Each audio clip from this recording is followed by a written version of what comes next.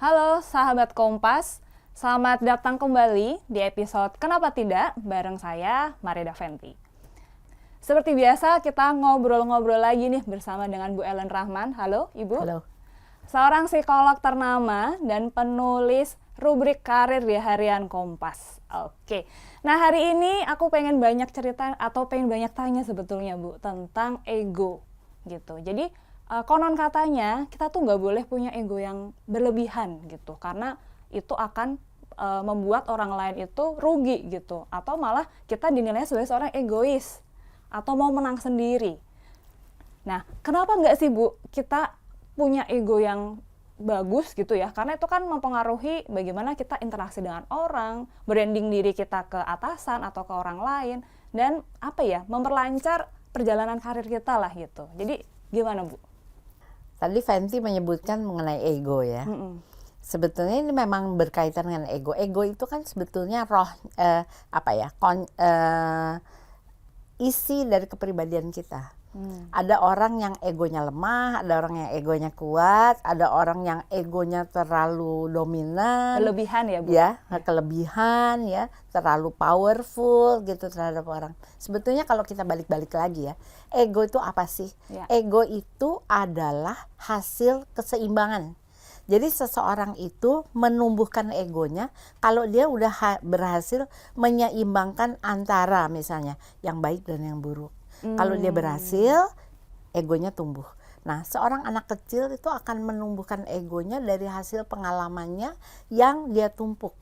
Dan ego itu sebetulnya positif. Oke. Jadi kalau orang egonya kuat, itu tumpukan dari pengalamannya itu sudah tersusun rapih.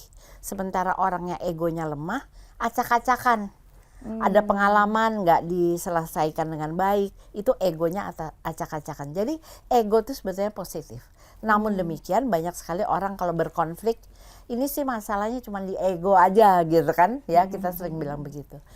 Jadi ego yang seperti apa yang berkonflik terus abis itu jadi masalah gitu. Itu adalah karena egonya yang tidak matang. Kenapa yang down to earth itu lebih baik? Down to earth itu adalah orang yang sudah punya ego, punya confidence terhadap kekuatan dirinya.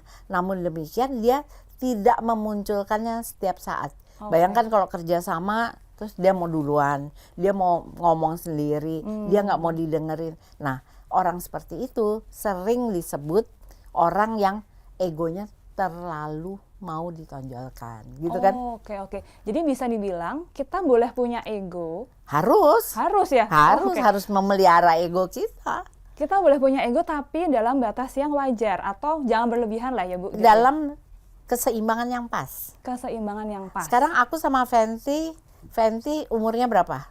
30 Bu. 30 ya, aku 2 kali lipat aja lebih ya. Tapi kan aku juga berusaha untuk menyeimbangkan komunikasiku dengan Fenty. Itu adalah kekuatan egoku. Kalau misalnya aku egonya lemah, ya aku tidak bisa menyeimbangkan hubunganku dengan Fenty. Kayak gitu.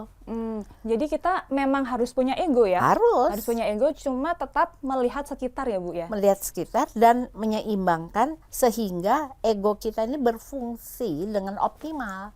Oke, nah gimana Bu caranya untuk tadi menyeimbangkan? Jadi kadang kan kita mungkin buat teman-teman yang masih muda, masih awal-awal berkarir kan pastinya pengen ya Bu ya, kayak wah ini loh hasil kerjaan gue gitu kan ya. Jadi gimana Bu caranya bisa menyeimbangkan itu? Nomor 1, kita mesti lihat diri kita, ya. Jadi ada self awareness, ya, kesadaran diri kita. Kekuatan saya apa sih? Oke. Misalnya kekuatan saya menulis, gitu. Ya, udah saya tahu bahwa itu kekuatan saya. Nanti kalau misalnya berada di antara penulis-penulis lainnya, waktunya kita menonjolkan diri nggak sih, gitu. Kalau misalnya kita dikasih waktu 5 menit untuk menceritakan apa yang kita tulis, kita lakukan sebaik-baiknya. Tapi kita nggak perlu kayak pasang bendera, gue paling hebat nih, paling hebat. Nggak usah dong, ya kan? Nah, kita selalu punya self awareness, kita tahu kekuatan kita, tapi kita juga tahu kelemahan kita. Nah, yang paling bagus sih masukin input ya, kayak misalnya komputer, kalau misalnya nggak ada input nggak bisa keluar apa-apa. Kita juga mesti banyak memasukkan apa-apa informasi yang ada sehingga kita bisa mengolahnya dan menjadikan ego kita even lebih kuat lagi gitu. Oke. Misalnya dalam berkonflik gitu, kita tanya dulu masalahnya kayak gimana sampai akhirnya kita bisa mengeluarkan jalan keluar yang lebih baik. Oke. Nah, di situ ego kita bekerja dengan baik. Jadi sebetulnya orang itu harus bisa mengoperate egonya dengan seksama.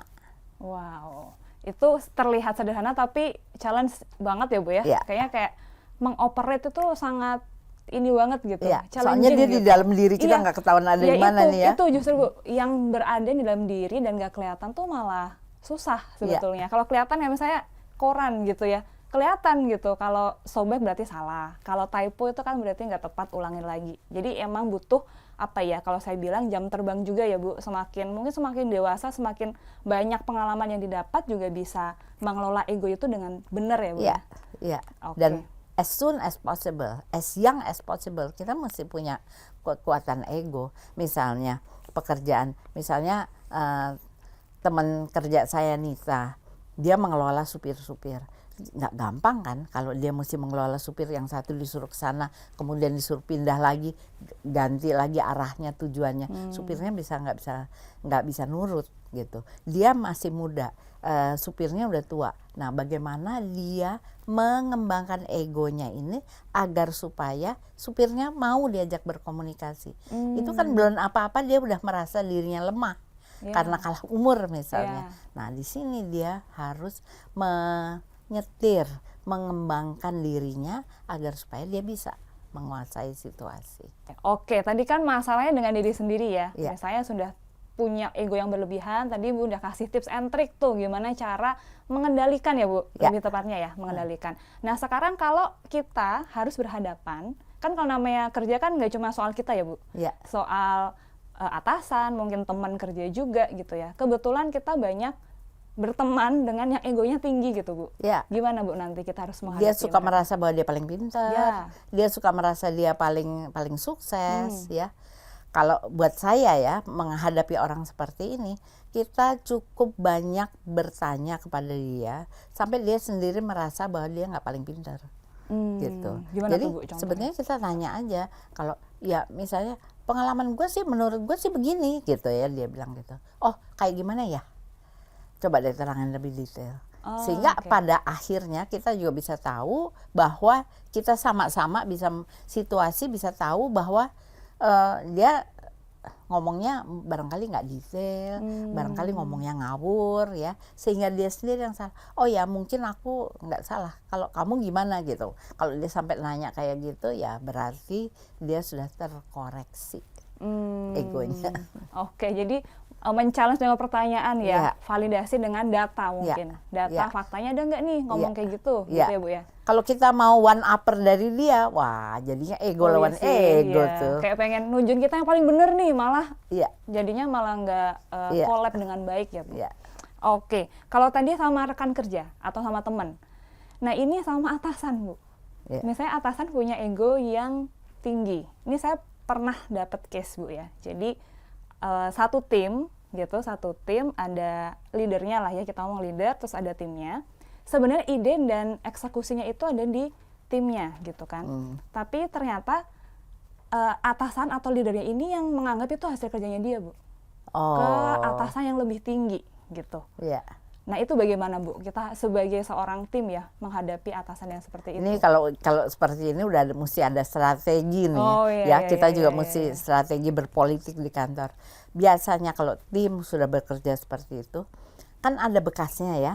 Ada berkasnya, ada dokumennya. Ini kalau bisa dipublikasikan, dipublikasikan.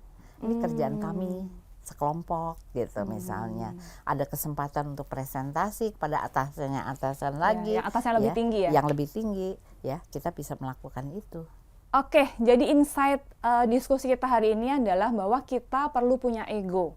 Yang mana ego itu harus kita kendaliin, teman-teman. Tidak terlalu tinggi, tapi jangan terlalu rendah juga. Karena itu sebenarnya mendukung salah satu perjalanan karir kita ya Bu ya. Ya. Dalam mengembangkan diri sendiri ataupun orang lain sekitar kita. gitu. Itu tadi diskusi singkat, menarik, dan sangat bermanfaat bersama Bu Ellen. Semoga hasil pembicaraan kita atau hasil obrolan kita tadi banyak memberikan insight baru ke teman-teman sahabat Kompas yang lain. Dan sampai berjumpa di episode selanjutnya. Bye-bye.